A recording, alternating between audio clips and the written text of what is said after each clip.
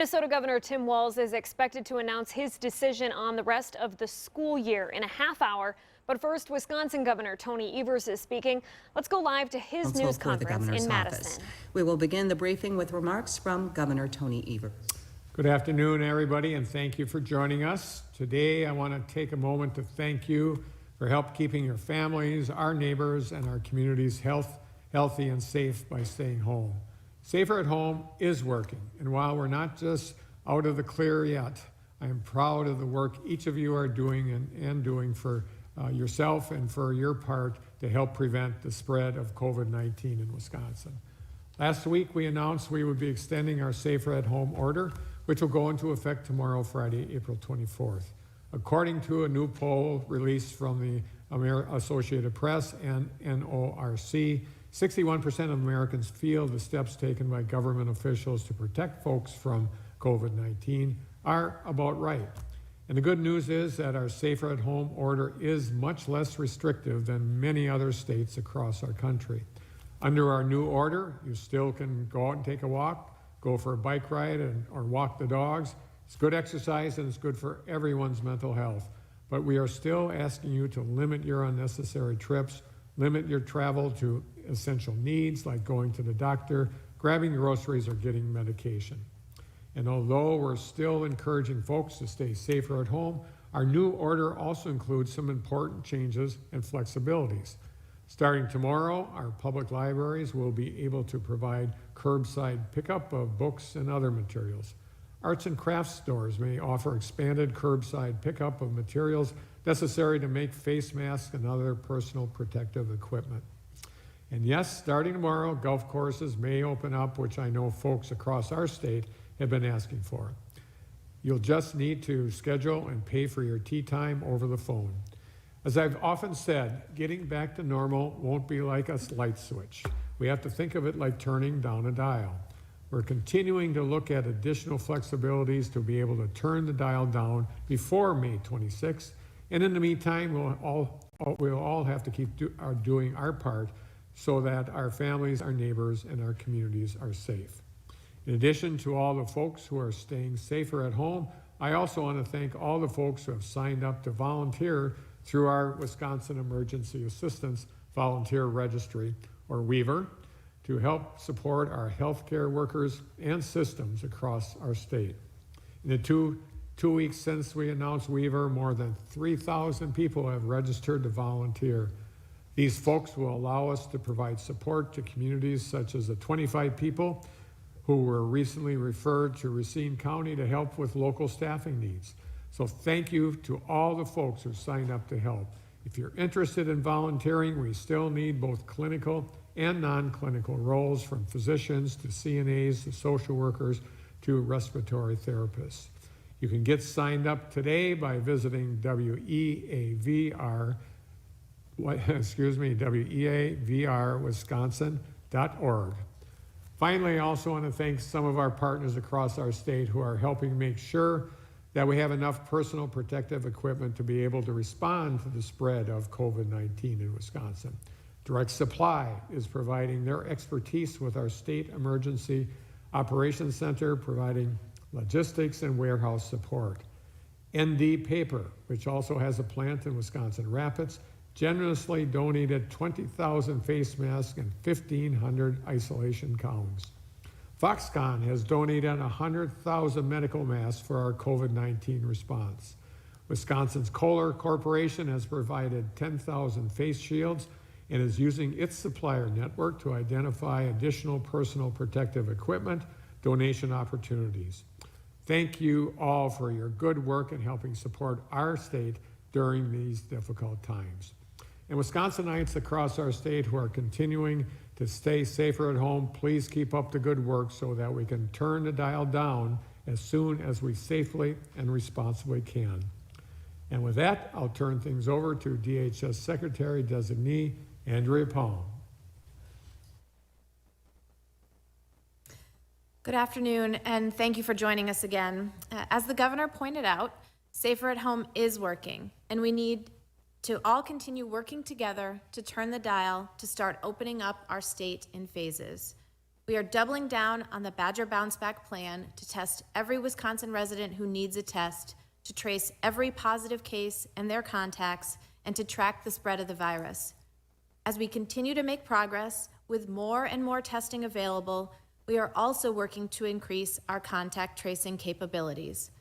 Contact tracing is a phrase that may be new to some of you, but as with many other things about this pandemic, is becoming more and more a part of our lexicon by the day.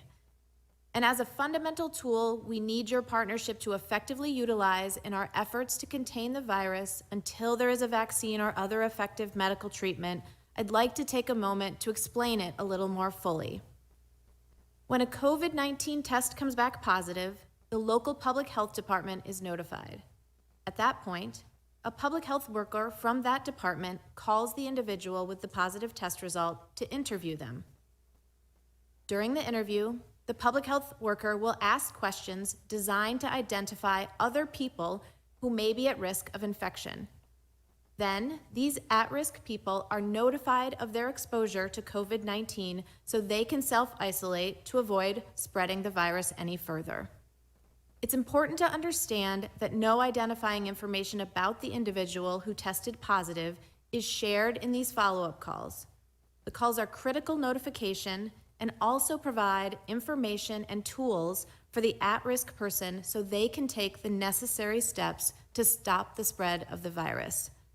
As we build up our testing and contact tracing capacities and start to turn the dial, more Wisconsinites are going to receive calls from their local public health contact tracers. Just as you continue to be excellent partners in flattening the curve through Safer at Home, we will be asking you to answer that call and to engage in local contact tracing efforts to help us stop the spread of COVID-19. So now I want to give you an update on our numbers for today. Here's where we stand. We have 48 active labs running COVID-19 tests in Wisconsin, with a daily lab capacity of 10,937 tests. We have 51,456 negative tests, which is an increase of 1,954 over yesterday. There are now 5,052 confirmed cases of COVID-19 in Wisconsin, an increase of 207. Our deaths now total 257. Thank you for continuing to do the important work of flattening the curve and for your partnership on Badger Bounce Back to help us get ready to turn the dial. Thank you. We'll now open it up for questions. A reminder to maintain audio quality, to keep your phones on mute until it's time for your question. And in the interest of time, please, one question per reporter per media outlet. We'll begin today's questions with Mason Dowling from WAOW-TV in Wausau. Mason? Yes, hi. Can you hear me? Yes. Perfect. Yes. Thank you for taking this call. This question is for Governor Evers. I understand that you signed an order to have a new testing site set up in the state fairgrounds earlier today. My question is this. A lot in our area, central Wisconsin, hospital systems are having to furlough and lay off workers because they're not seeing really any cases and they're just kind of in standby mode. How are we going to be helping the central Wisconsin or just across the areas not impacted in their hospital systems? Yeah, so the governor and I did sign an order today for an alternate care facility on state fairgrounds. And I do think this is a place where Safer at Home and flattening the curve is really showing evidence, is part of where we're really seeing evidence that it's working.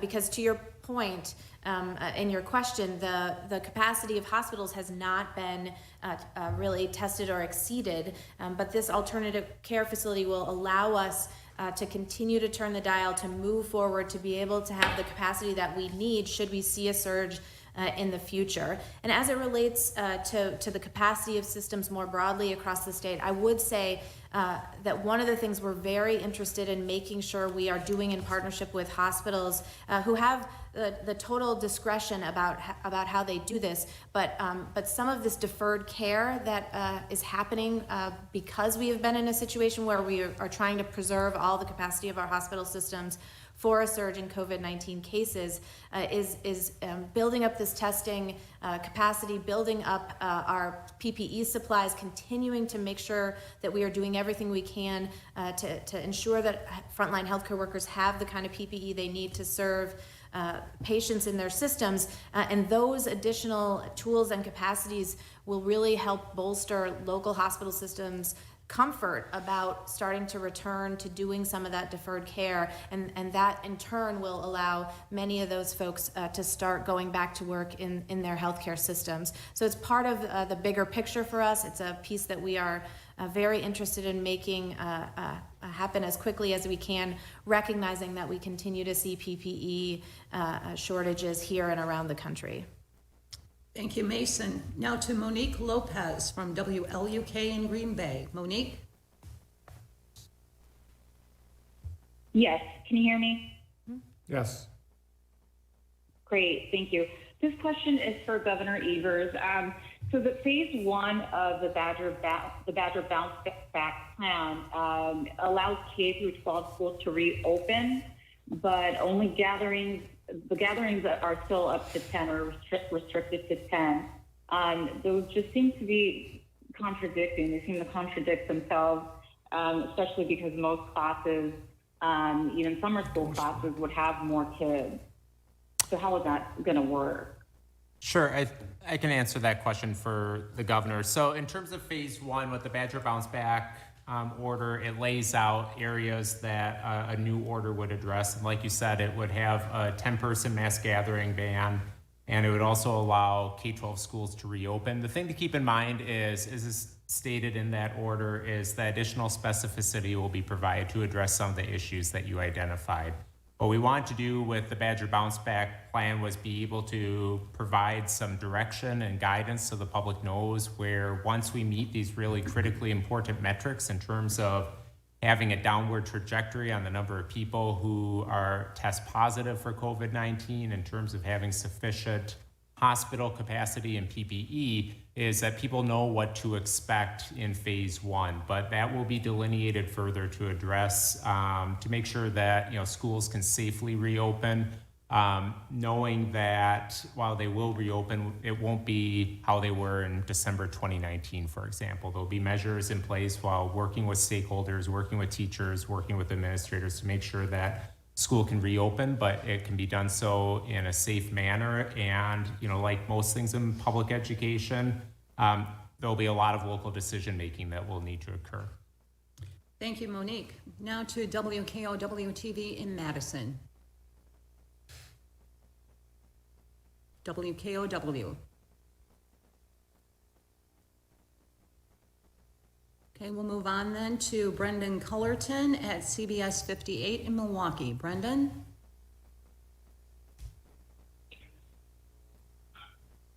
Hey, can you hear me? Yes. Question for Governor Evers. With yesterday seeing such a sharp increase in cases, did that make you reconsider loosening these restrictions at all? And might those restrictions come back if we see more days like that? Well, as you know, certainly you're always concerned when you see large numbers, but also keep in mind that the metrics we're using to move our system forward is per the number of tests. Now, I don't know how many tests were part of this 207, but clearly, if we use that, frankly, in the denominator of that fraction, the number of positive tests divided by the number of tests given, that will help us understand whether it's really an up or down. If, for example, if this is a stupid analogy, but if there's 20,000 tests given today and there was 13,000 tests given yesterday, and I have no idea, those numbers might be, tens of thousands off, but that could be the same percentage is what I'm saying. So the numbers in and of themselves, especially when they're coming from meatpacking companies that maybe aren't doing the best practices, physical distance practices, hell yes, that's a concern. But as it relates to our metrics that we agreed to going forward, we have to keep in mind that that is divided by the number of tests given.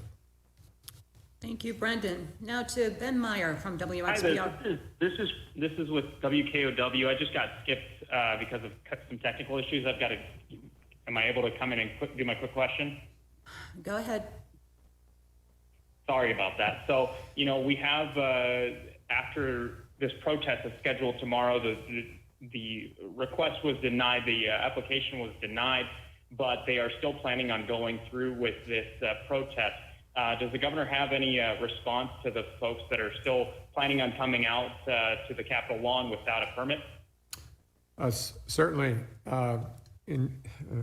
I celebrate the First Amendment and celebrate people's ability to exercise it. Just keep safe distance apart. Thank you. Now to Ben Meyer from WXPR Radio in Rhinelander. Ben? Thank you. As you know, there are still 5 counties in the state that have not shown a positive COVID-19 test. They're all here in northern Wisconsin. Either for Secretary Palm or Dr. Westergaard, I don't know if he's there. Is it a good bet that all 5 of these counties probably have someone who's COVID positive and just hasn't tested positive yet or hasn't gotten a test? So I'll start, and then Dr. Westergaard can dig in a little. So I think one of the things that's really important about how we're thinking about our expanded testing capacity and the work we need to do in this space is to make sure that it is more available across the entire state, so that we are getting a better handle on the prevalence of the disease in communities all around the state. And so whether it's our partnership with Exact Sciences or Marshfield or some of the other clinical labs around the state, we want to make sure that the rate at which we're testing in communities all around the state allows us to understand the prevalence of the disease, so that local communities have that sense, understand the kinds of things that we need to be doing together to protect the people who live in those communities as we start to turn the dial and move to a place where there's more active interaction among people. And so part of our strategy as we are expanding our testing capacity is to make sure that we are pushing that capacity into the parts of the state where they have not had as ready access to testing as other parts of the state. And I don't know, Dr. Westergaard, if you want to say Yeah, this is Ryan Westergaard. I'd say, of course, we can't say anything with certainty because we don't have the data from all the geographic areas. But what we've learned from other studies in other areas of the world and other areas of the country is that it's pretty common to have discovered after the fact that transmission had been occurring in the communities well before the first cases were detected. There was a recent modeling study from California, and there was also one from Washington State that said the date that we identified the first case through testing likely occurred after there had already been disease transmission in the community. And they know that by looking at a number of the genetic sequence of a number of other viruses that were diagnosed afterwards, and concluded that there had been sort of mixing and viral evolution over time. So we know that it's possible that the virus can be spreading silently before cases are detected. So that helps us really think about why the statewide strategy is necessary. Thank you, Ben. Now to Will Cushman from WisContext. Will? Hi there. My question is for Secretary Palm or Dr. Westergaard. It's a clarification question. I'm still a little confused about the parameter for in the Badger bounce back related to a downward trajectory in newly confirmed cases. Is that a downward trajectory? Is that like the proportion of positive cases to total tests conducted each day, or is it an ongoing total? Sure. There's a lot of different kinds of parameters that you can use to determine whether an epidemic is growing, staying the same, or getting better. And so the plan looks at a few things from a few different sources, including syndromic surveillance and numbers of symptoms. With the specific piece about the percent positive case, or the proportion of positive cases, was something the governor was alluding to earlier. As a proportion of the number of positive cases, we want to see that as a proportion of the number of total cases, the number of positive cases is getting down. So there's 2 ways that would happen. One is that we're testing a lot more people, and incidence and prevalence are staying the same, or that the true number of new cases is going down. So right now our percent positive cases has been hovering between 10 to 12%. That's the number that we want to see gradually going down. So we want to see a day-by-day increase in that number, that percent positive over 2 weeks, before we feel like we're clearly going in the right direction. So that's the idea with that gating criteria. Thank you, Will. And that's the daily proportion. Will, I'm correct? sorry, one question. We'll move on to Todd Richmond from the Associated Press. Todd? Todd Richmond? Hi, can you hear me? Yes, we can. Can you hear me? Yep. Yes. This question is for the governor. How do you respond to all the people contacting your office with complaints about the extension? Some of them are pretty bitter. Some of them are pretty desperate. How are you responding to them, if you are at all? Of course, we respond to requests or to questions and comments. We also respond to the thousands of people that send us things saying this is something we're real comfortable with. Clearly, there are people in Wisconsin that are struggling because of this disease, and we believe that the best way to move the state forward is to attack the disease, attack the virus. While we're doing that, we're also looking for every flexibility we can find to dial back things that may be restricted businesses from opening or expanding. People need to realize that if you look at the number of essential services that exist in the state and that people are working in is huge. It's much larger than most states in the nation. So we feel proud about that, and that's working. But there's no question, especially in the service sector, especially in small businesses, people are struggling. That's why we fought hard to make sure that people get the resources they need through workers' comp insurance, but also, unemployment insurance. But also we are doing whatever we can to make sure that we are in a place so that we can start to reopen different parts of our economy, and we will continue to do that during this time, up and through May 26th, if there's an opportunity to do something before. So yes, we also spend time, Todd, is working with our federal officials, finding resources for small business people so that they not only can begin to have the resources they need to survive, but also have the resources they need to create the supply chain they may need when they are going back into business. Of course, it's a significant drain on the entire country. We are not alone in that in Wisconsin, as you know, and we're doing everything we can to make sure that people are held whole if possible, and to have this disease be defeated or at least minimized as soon as possible, so that we can open up the state in a thoughtful and cautious way. Thank you, Todd. Now to Hillary Kay from WWIB Radio in Chippewa Falls. Hillary?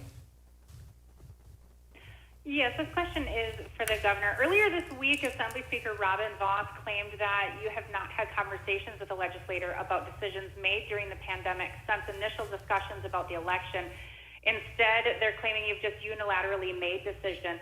So what do you say to that? And do you see the value of having discussions with the Republicans in regards to reopening the state? Well, that's an interesting comment. I think our staff members talk to their staff members every single day.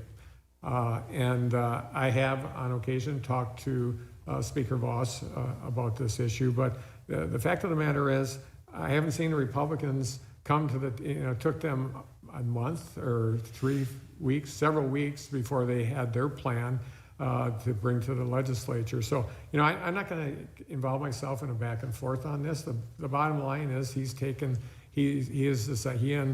and the legislative Republicans have decided to take this to the Supreme Court.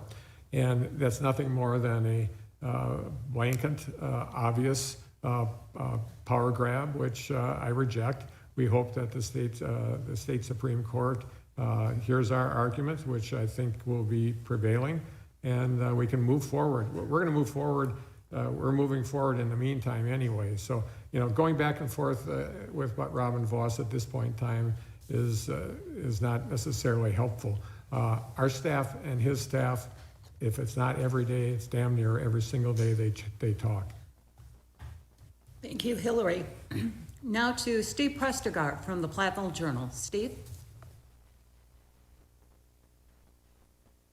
And a reminder, *6 to unmute your phone. Steve Prestegard from the Platteville Journal. Okay, we'll move on to Addie Bink from WFRV TV in Green Bay. Addie? Hi, I was just wondering if maybe Secretary Powell, this would be for you, but if you would kind of explain how the state is involved in the outbreak that we're seeing up here in Brown County. Just wondering if DHS officials are up here trying to help out at all, if DHS would kind of make a final decision on whether facilities could close up here. Mm-hmm. So we've been in very close contact with both the local public health department as well as the health systems involved in helping to do the testing that's going on among employees and family members of some of those work sites up there.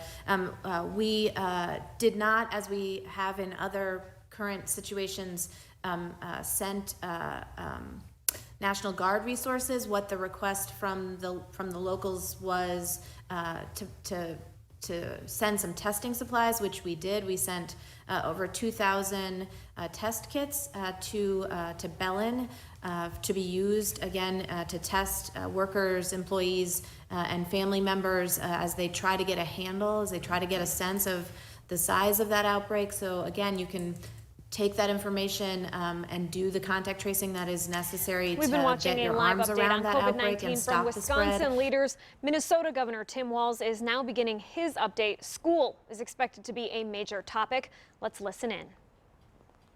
Good afternoon to you. Yesterday we obviously had an announcement of one of the pieces towards making sure Minnesotans are safe, making sure that Minnesotans are healthy, and making sure that our plan to carry things out to keep people moving in a direction where we can start thinking about what the future looks like. I thought on the way over here today, and I think it seems almost unimaginable, it's been 4 weeks since our stay-at-home order. Minnesotans have done what was asked of them as well as any place in the country, and that's based on data, on the number of the flattening of the curve and where some of our numbers are at. I also thought about one of the things every day that's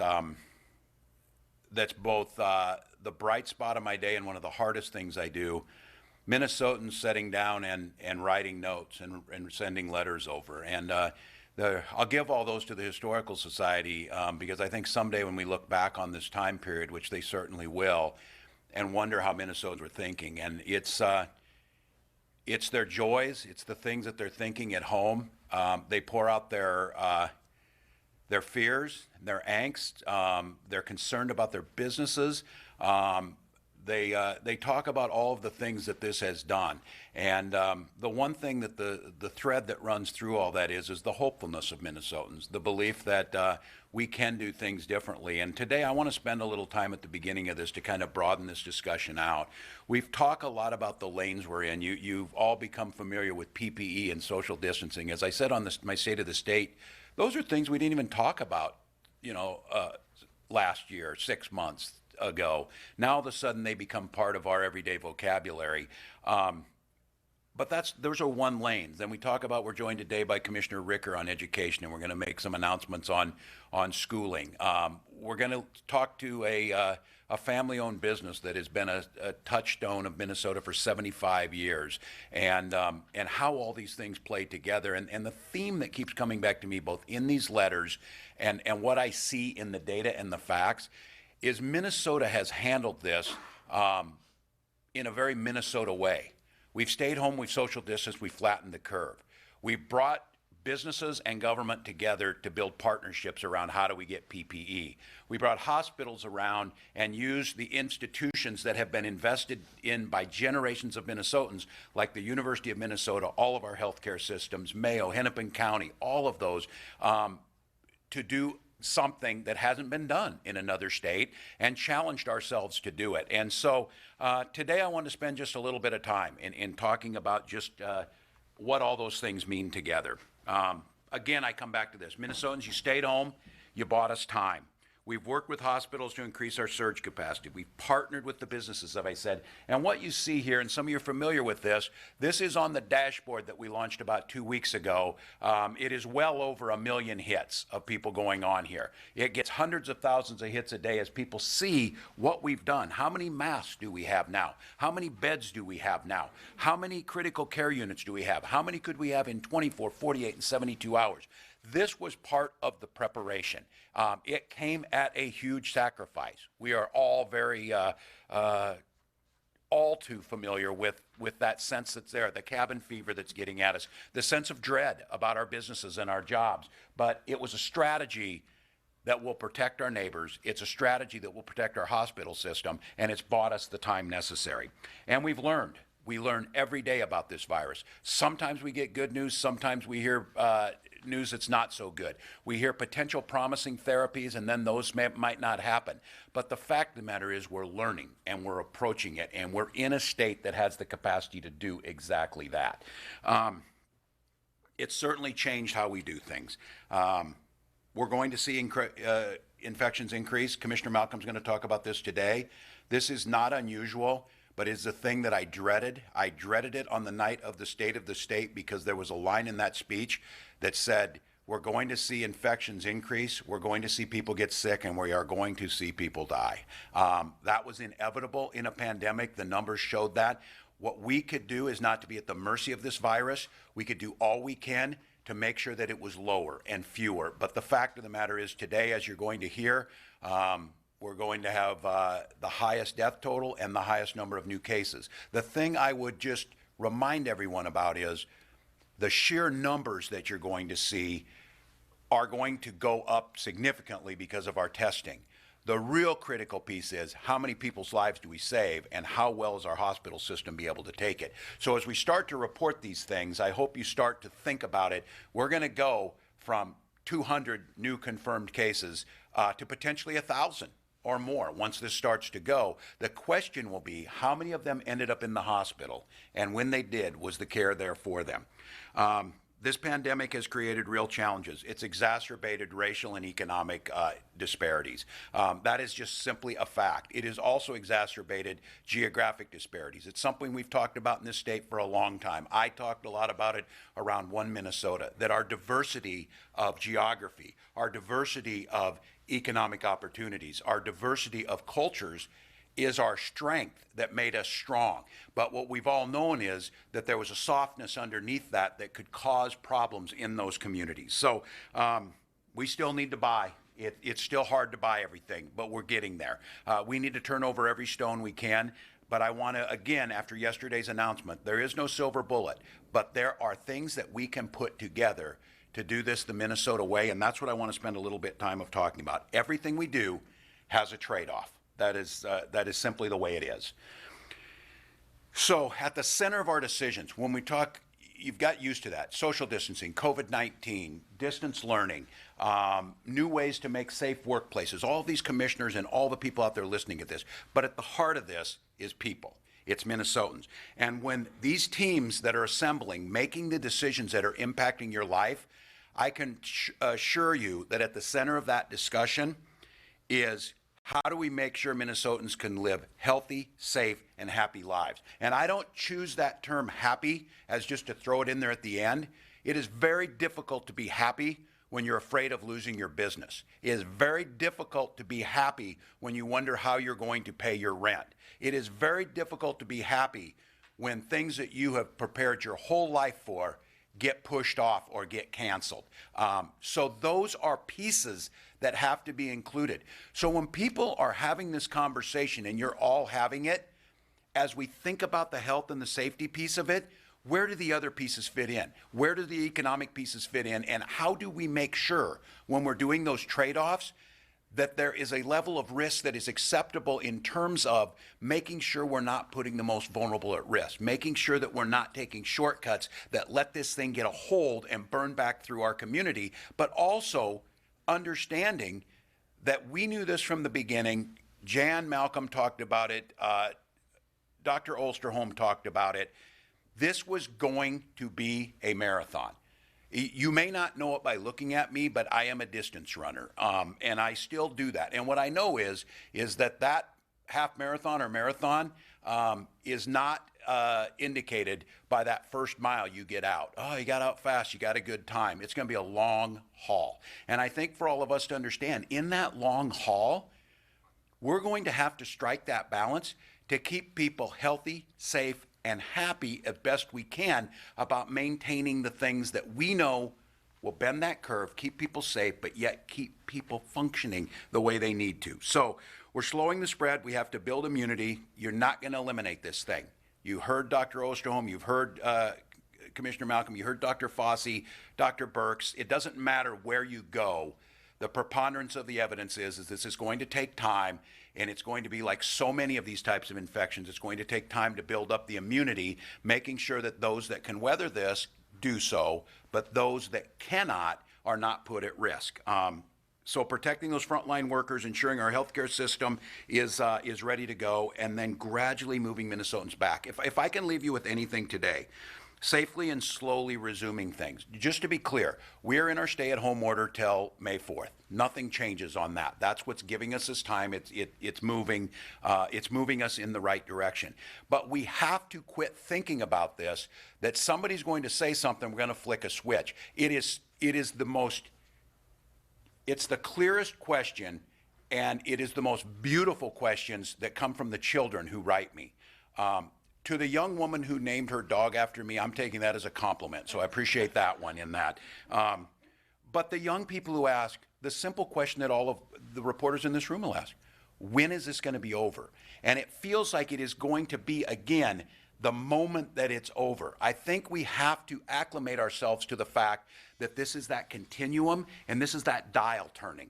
This is the dial turning as we go back. And the dial is going to, at times, move in both directions. So I want to be clear about that this is a critical component of this discussion because Minnesotans' well-being is going to fit into that very clearly. I'm asking you, stay home when you can. Continue to work from home if that's a possibility for you. Don't make unnecessary trips. Do the things that are necessary. Where your physical presence is critical, we have to start thinking about how do we do this? How do we move into a way that lets us view this as a marathon that is sustainable over a long haul, because it was very clear early on you could shelter in place, which some countries are talking about, which I don't think is sustainable, shelter in place till we get a vaccine.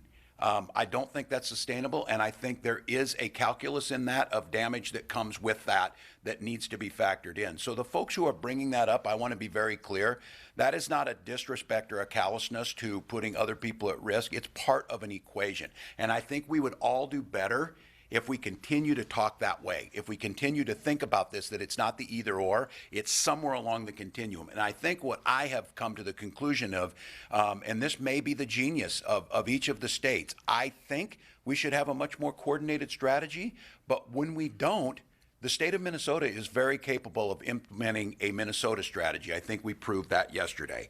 We're going to continue to weigh the very real economic impacts of this decision. We're going to work towards long-term protection of at-risk populations. We're going to identify, test all symptomatic people of every age, race, income, and zip code. We can't leave anybody behind. That was the goal in doing this. That will help alleviate some of those things that we're seeing of the disparities going. For everything setting that reopens, there must be a detailed plan. So I'm going to talk to you about what we're thinking about here. Whoops. Factors to consider. This is the chart and the thinking that we go through and how we use this of figuring public health, figuring social distancing, and figuring well-being. And if you look at the middle of the diagram of trying to get a healthy, functioning, somewhat semblance around normalness that we can continue down this marathon path till we get to that vaccine or therapeutics. So some of the key questions, if some of you are looking at this, and we'll put this up on our website or get that out there to you, everything we talk about in public health, we listen to the public health people on this. We listen to the experts, and this is the questions they ask. How does this impact a possible spread of the disease? How prepared are we to test, trace, and isolate those in our community that are exposed? Are our hospitals prepared to treat patients? And how does this impact public health for non-COVID illnesses? That's a pretty complex matrix there that they're trying to look through, but those are the questions that have to be asked. And what we mean by it, like on the last one, how does this impact public health from a non-COVID illness? This is a question Commissioner Malcolm has asked often. Don't forego treatment that you need. Don't forego going in. But I mentioned it this morning. We have to think about these elective surgeries fall back to that happiness of life. If you're waiting to have a hip replaced, your life is not happy every single day. And the reasons that the hospitals asked us to put the moratorium on elective surgeries, to do that first slide I showed you, is to build the PPE to make sure when the surge and the need comes, we can simultaneously do both. And that's what we have been thinking about. So during this 4-week period of staying home, of the angst, the frustrations, the things that are happening to all of you, this work behind the scenes has been asking these questions and then moving on them because of that. To make sure these things in this first set of public health gets answered, we absolutely have to have hospital capacity, we absolutely have to have the PPE necessary, and we absolutely have to start drawing data on what else is being impacted. Social distancing. Can you effectively social distance when doing this action? And when we're thinking about this, take, for example, golfing. That was the question to be asked. Why can't golfing be open? Where are the things that were there? How many people will congregate together? If you can do golfing, can you do baseball games? How will those work? These are some of the questions. Do we have the supplies needed to keep workers and customers safe? How big is the gathering and will people be safe? Are the settings predictable in how people gather? You're going to see more of this. Predictable settings versus unpredictable settings. A predictable setting is a factory with set workstations that have been cleaned, that have protective equipment on people and know exactly who touches the product and where it goes. A very unpredictable setting is a baseball game with people getting up to go to the concession stand or the restroom while they're amongst a lot of people. Those are two very different predictability levels, and it impacts how we think about what can social distancing do, again, to make sure that we are not moving away from public health because of what we're doing with social distancing. Or the third thing, social distancing too much where well-being is impacted. So the questions we've been asking, will this action we're doing actually help spur an economic recovery? If we're going to ask something, and if we're going to move in a direction or take a risk, will this spur economic activity? Does the action promote the mental health and well-being of the public?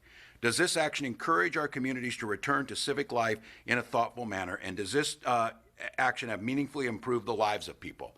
So you could think about it from golf. You could think about it from the parks. You could think about it from businesses going back and what it means to them. Can it meet these criteria? And our answer is what we think is, in essential businesses and things that we've done, that there may be a Minnesota way with testing, with PPE capacity, with social distancing, that you can start putting more into that middle section where it meets the criteria of social distancing, public health, and well-being. Now, here's I'd like you to think about this. The first thing when you look at this slide is I want you to go to the bottom. Throughout this entire process, these are things that will not change. These are the constants. Safe practices, washing your hands, stay home when you're sick, social distancing, masks that I see and all of us are doing outside. And then COVID-19 response. We have to be able to test, trace, isolate, build needed hospital capacity, and continue through this whole process to procure the things necessary to keep the most important thing in this chain functioning, the providers of health care. We cannot have a cascading effect where we lose providers. We cannot have a cascading effect where those that are taking care of us are too sick to do that. That's what you've seen in places where things have gone bad. And then I want you to move to the top, and this is how we're thinking about it. If you look on the left side of the slide with workplace settings, this is what we're talking about, a dial as it moves. If you notice on the bottom, critical services or smaller and highly predictable settings. As you start to move up that dial, you're losing some of the predictability of what will happen. So you could get maybe up in the way where you have people cooking in a restaurant or people running a business and delivering wearing gloves and masks out to the curb to deliver their product. That is a little less predictable, but it's on a dial where we think you can start to move to. You are certainly not going to, and I mentioned this yesterday, you're not going to jump. When I saw last week Nebraska was talking about opening a mall, I'm really glad that they decided the next day that was not a great idea. Because if you look at what's happening, that is a larger, less predictable setting in workplace settings. So when we go back to the slide you saw before, trying to figure out when do we move the dial is going to be predicated on, can we answer those questions about it? Same thing with social gatherings, and this is the one that I get this is the hardest. The safest place, the most smaller and highly predictable setting, is a stay-at-home order. And we implemented that. The dial is turned down quite a ways. And the reason for that, once again, was stop the spread, build the PPE, build the hospital capacity, and plan for testing and moving away from that. What will start to happen is you will start to see it move up, where you can have smaller gatherings, where we were originally at 10 people gathering together. Start to get it where we can social distance in places of worship where they maybe have more room. I think most of us know the backyard barbecue with 50 people hanging out, the large sporting event or concert, those are highly unpredictable. And no matter what you do, the social distancing is very, very challenging. So I think what you would expect, we're not looking in Minnesota that there is going to be a point in time or a number that says if you do 6,218 tests, and Jan Malcolm says that we've seen a drop of 3 cases every day for 14 days, that means everything can open up. That, we don't feel that makes sense, because we also think there is the potential, and this is what we're going to talk about today, we think there's the potential that you can move that dial without some of those hard set facts. We also know when the testing starts to show us, we may have to be prepared to move the dial back down again. This is the debate you heard yesterday about the fall resurgence in conjunction with flu may start to cause those same problems, which is, of course, an overcrowding of the hospitals, a lack of PPE, and the need for more ICU beds. But at this point in time, those are how those two work. And then, of course, school settings, distance learning till in-person school learning. And this is a snapshot of where Minnesota is today. It's a snapshot of what we've done. And again, if you viewed it as an on-off switch, stay at home was never needle's bottom to the left. It was never that. 80% are working in critical business and have gained us valuable lessons. You're going to hear from Bob Riegelman in a bit, a business right across the street that's very similar to his that was deemed, for right reasons, an essential business. He can practice the same exact things they're doing and be able to do his business. That seems to us to make sense where that dial could be able to turn. But those who say you flick the switch, we're not going to peg out to the right, because no matter how much you wish that would be a good thing, what would happen is we know the virus would skyrocket, we would overwhelm the system, and we would lose the lives that we have so far protected. So here's what the state's going to do. We're meeting with stakeholder groups, whether business, nonprofit, and other organizations, to discuss their unique dynamics. We're creating templates of preparedness for use by responsible entities tailored to each setting. You'll hear about one in a little bit.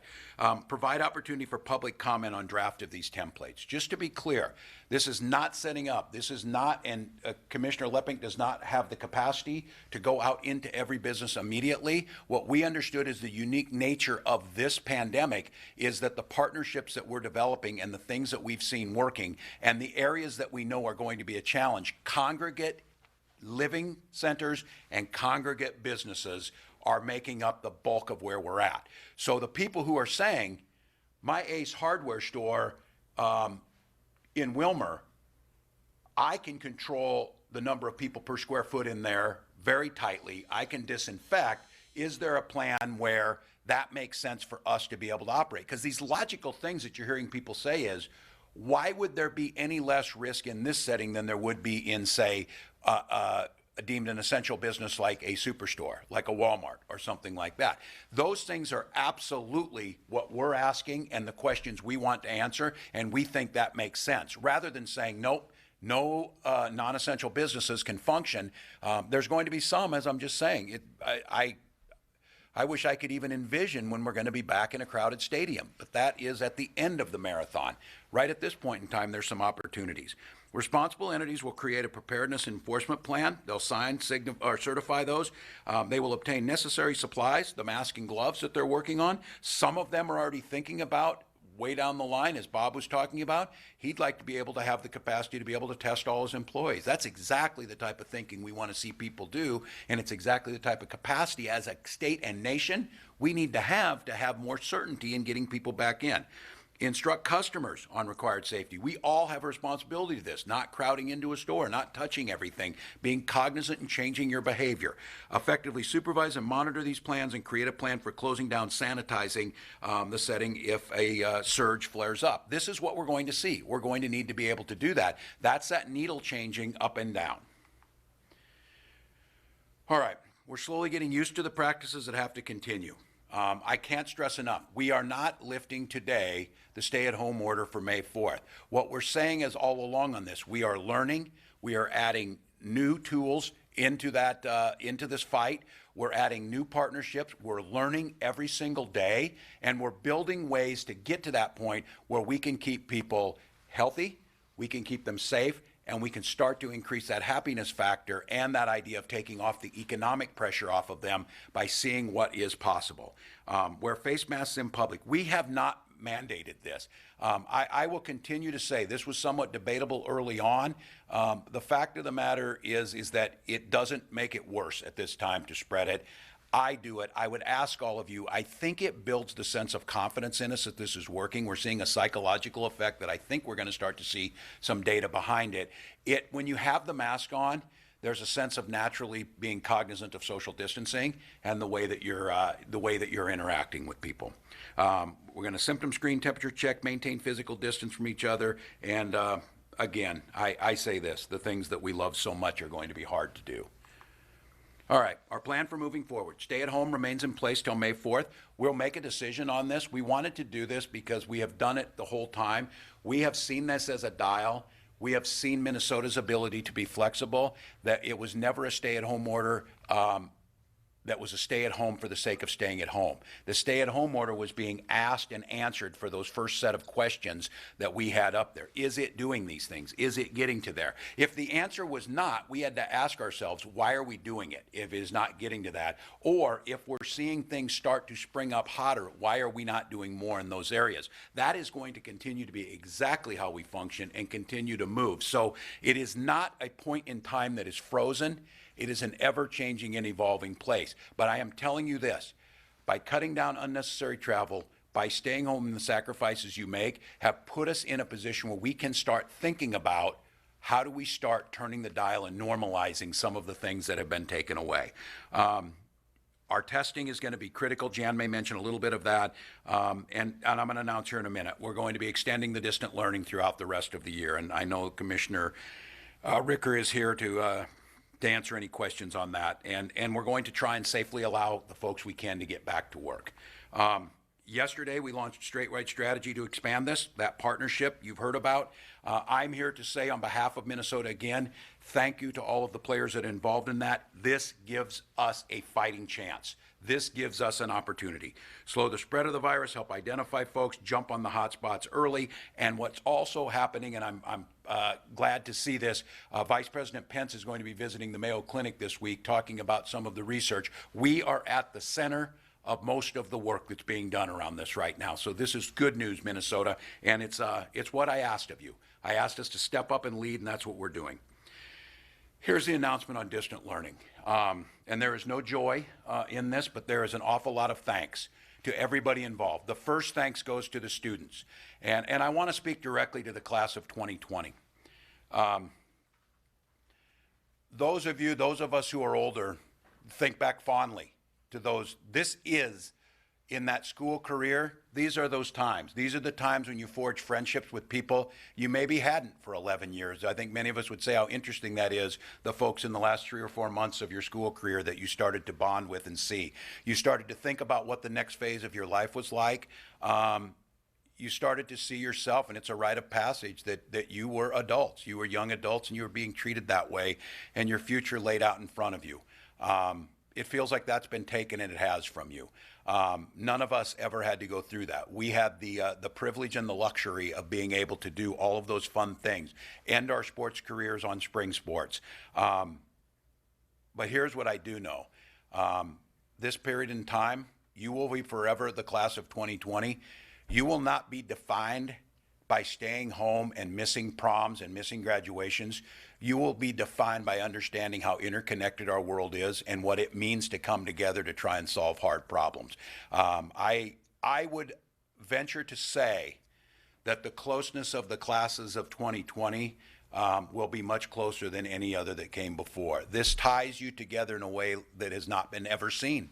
And I just want you to know that these decisions being made, they break our heart. To the teachers out there, thank you for everything you're doing. I know what you're losing. I think about those of us who do this job, those moments of epiphany that happen in a classroom, the class discussions on a lesson that go down a road that sparks everyone's imagination, including the teacher, and you leave with a sense of wonder of what could be possible.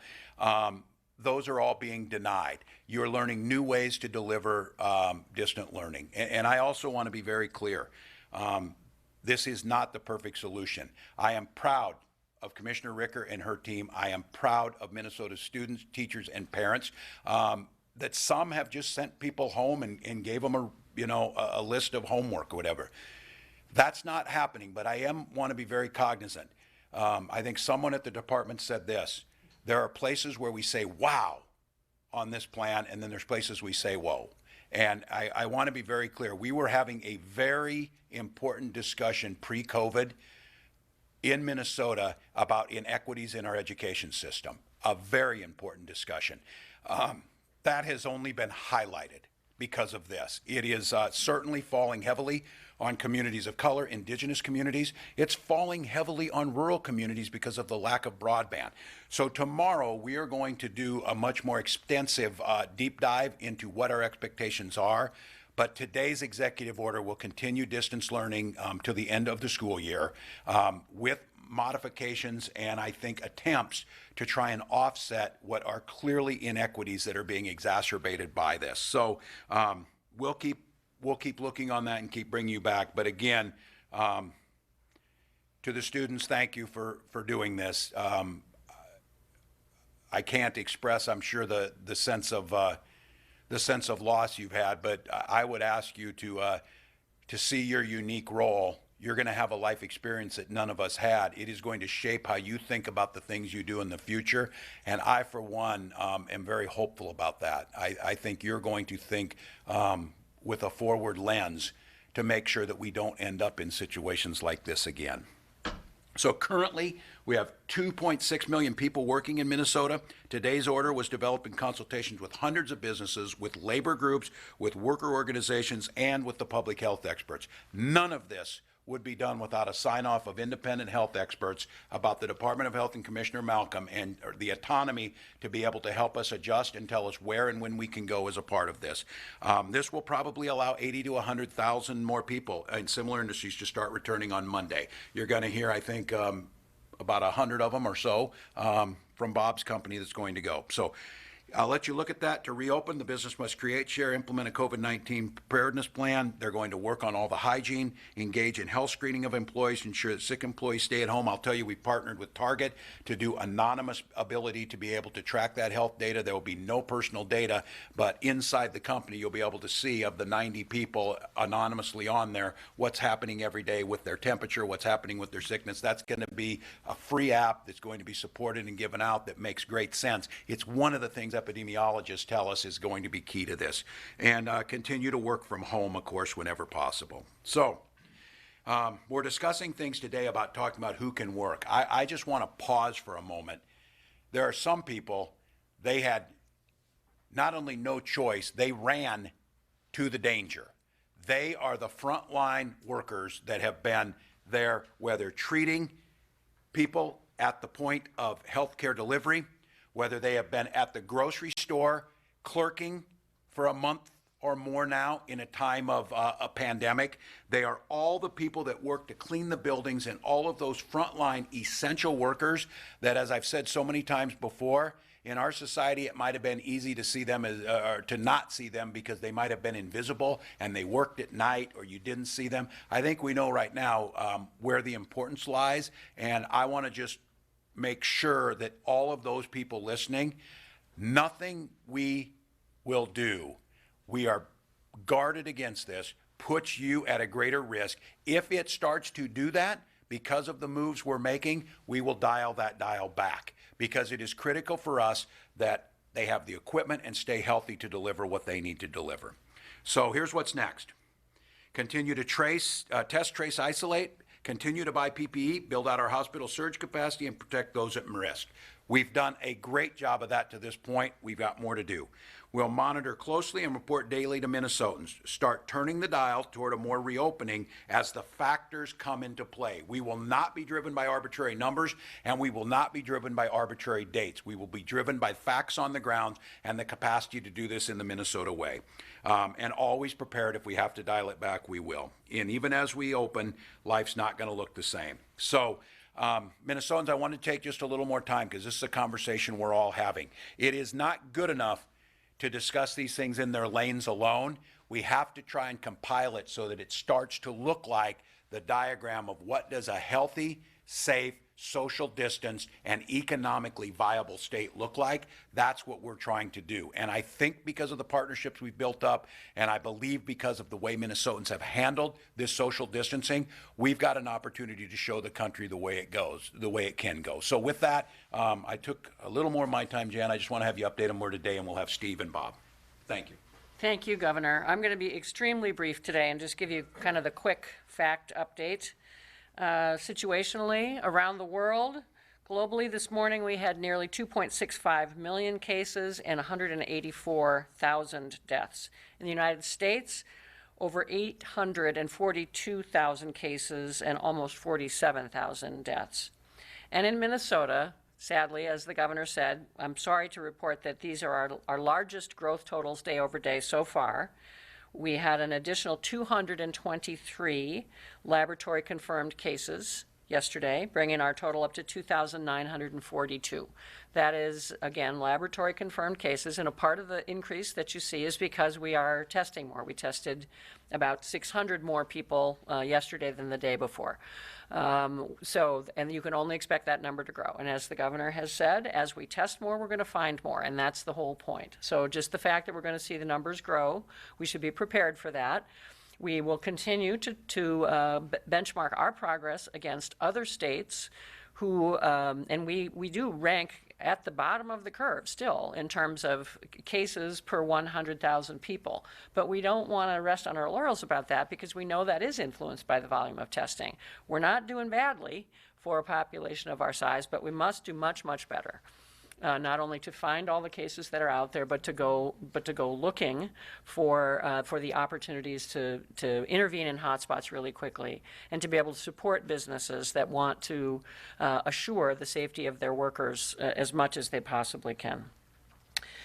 So I think those totals, again, are just something we're going to have to keep in context as we go here.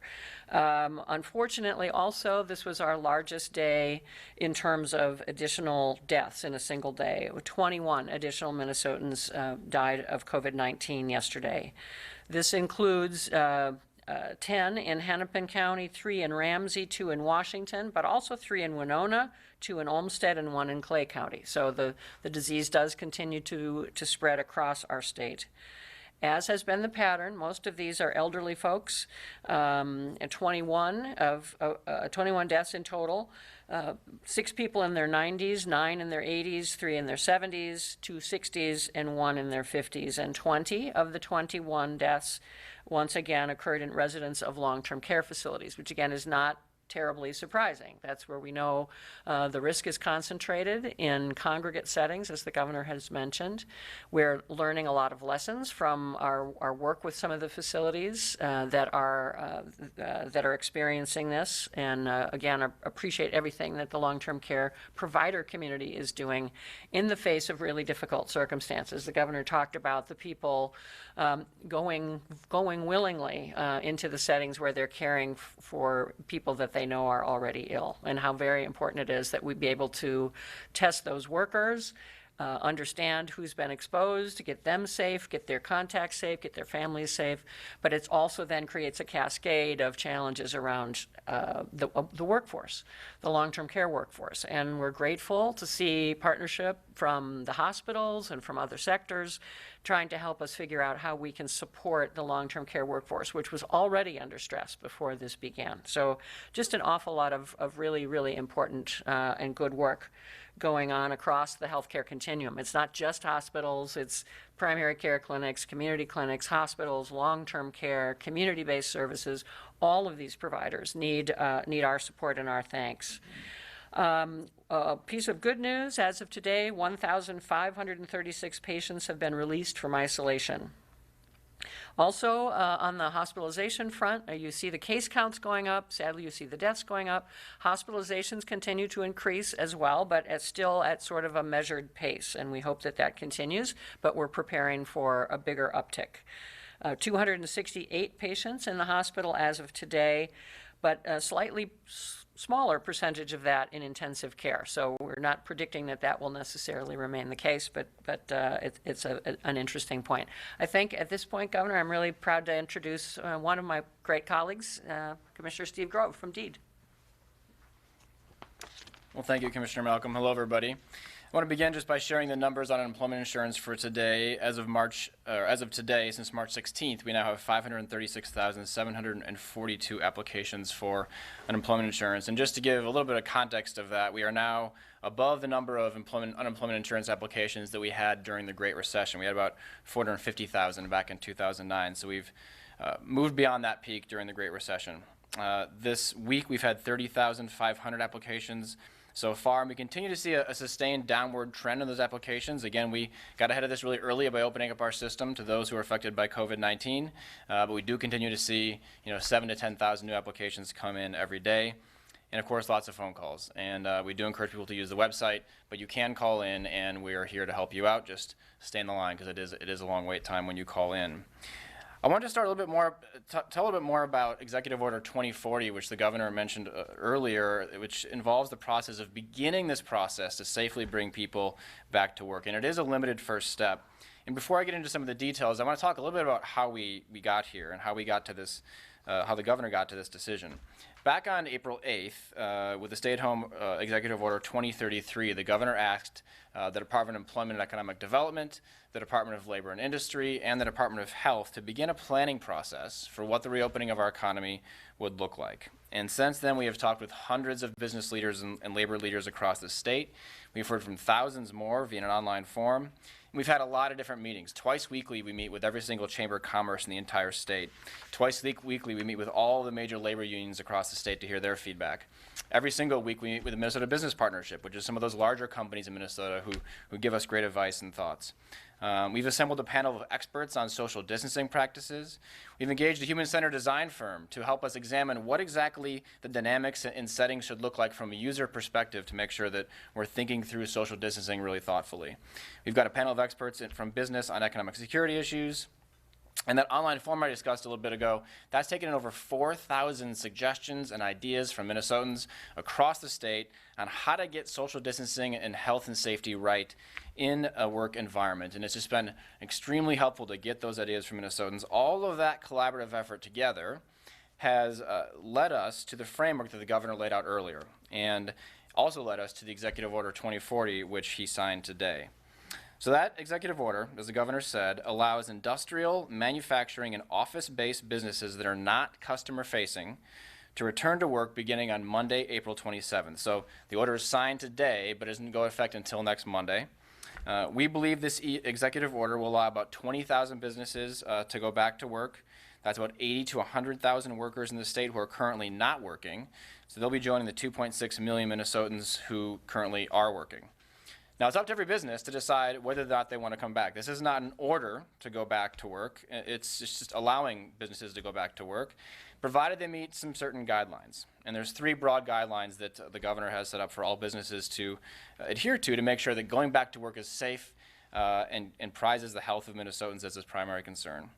First of all, every firm that is going back to work should continue to telework or work from home as much as possible. And we know businesses are doing that. They're figuring out new ways to engage in commerce with workers working from home. We highly encourage every business to continue doing that.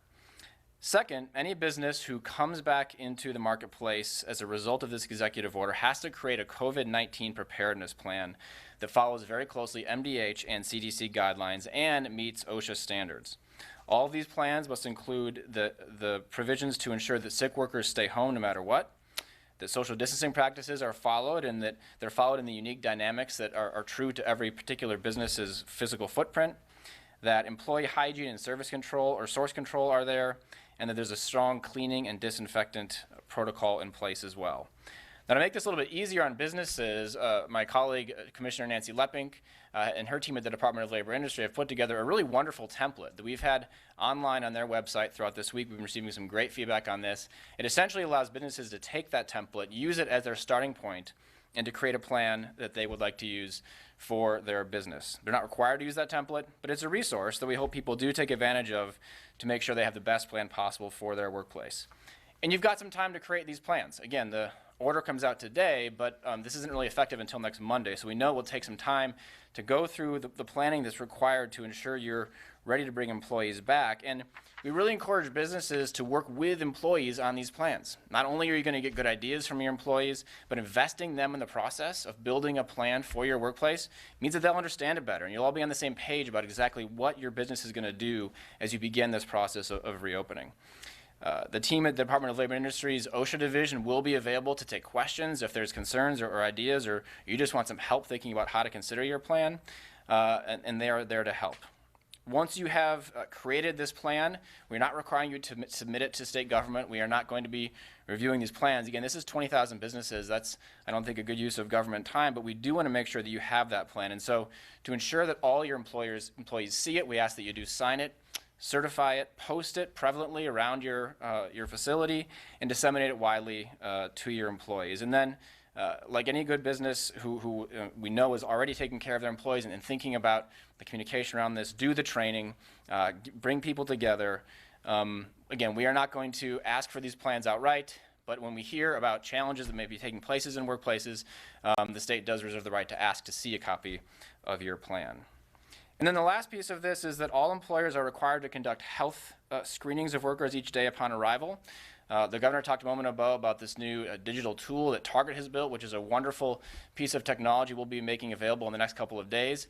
We have partnered with Target and the Minnesota Safety Council on this. It's really an innovative and simple way for businesses to be able to track temperatures of their workers over time.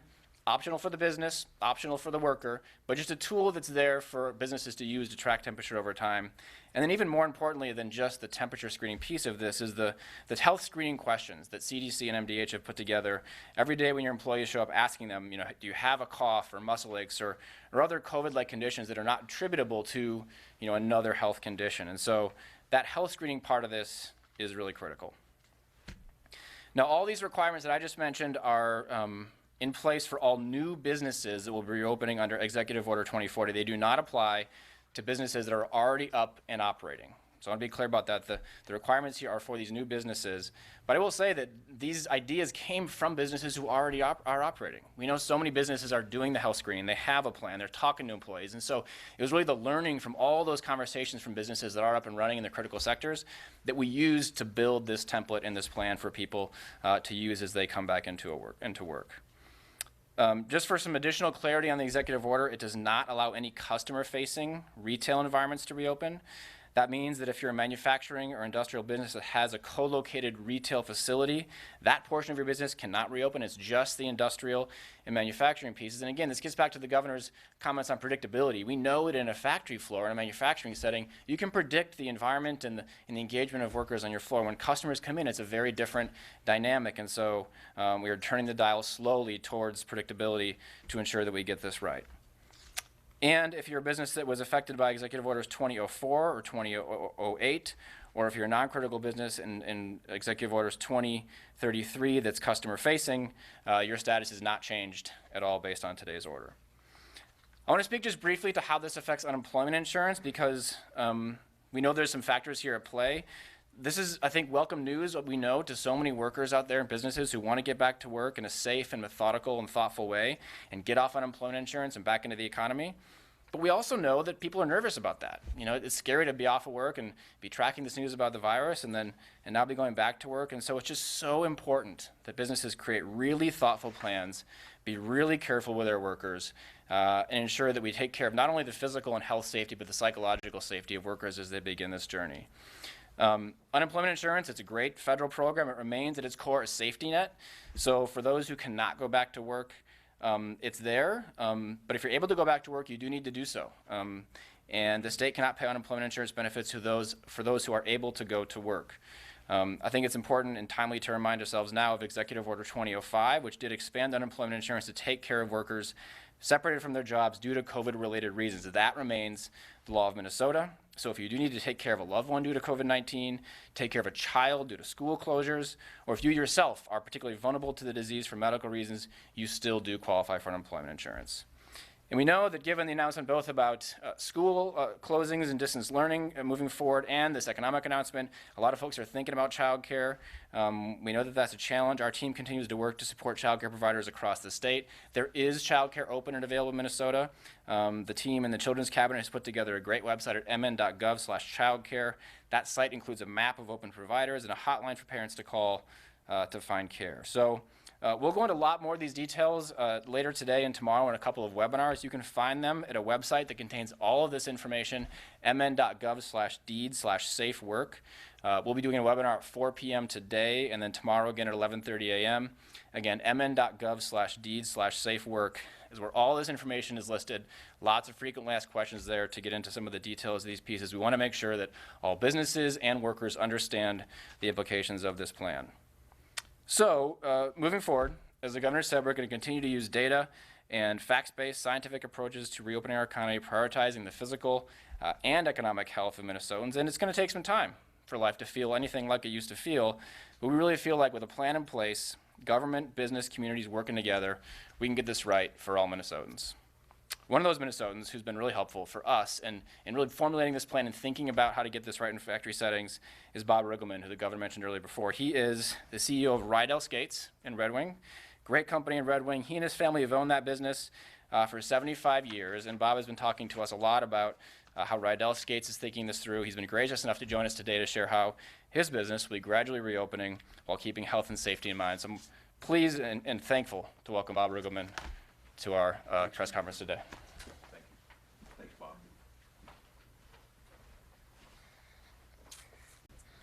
Hello, everyone, and thank you for having me today. As the governor mentioned earlier, our business is Rydell Skates, located in Red Wing. As Steve just mentioned, we are a fourth-generation business. Been here, this is our 75th year. The company was started by my grandparents, Paul and Soph Rydell. I've been with the company for a long time, for 43 years. And I can honestly say that in my tenure in 43 years, our company has never seen the likes of anything like this before in our history.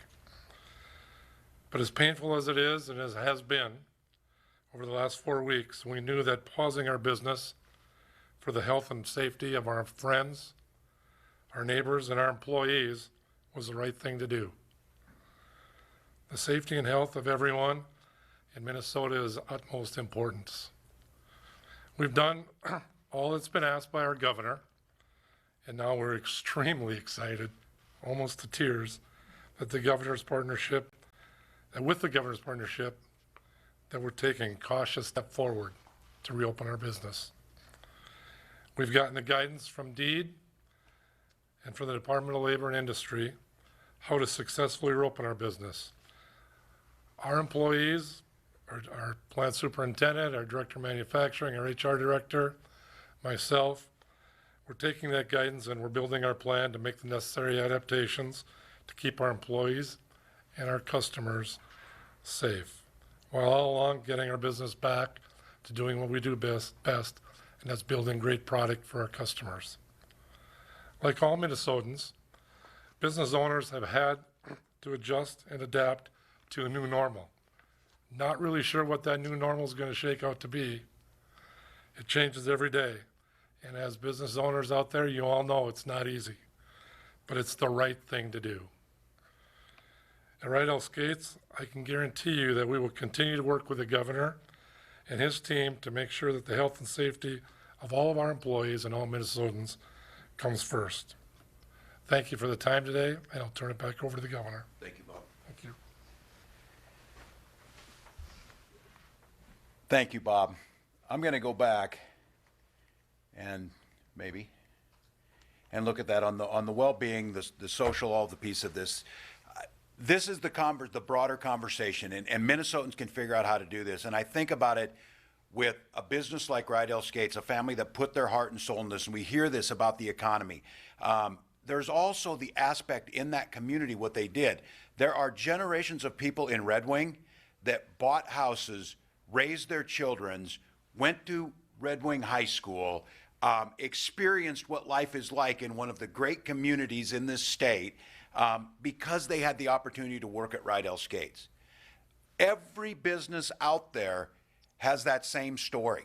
So I want to be very clear. As we look to the dial, what we're asking is, we're turning the dial slightly on workplace settings. But I want to be very clear.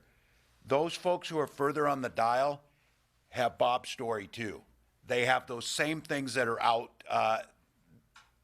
that make those communities great, that brings pride into that and creates that economic growth.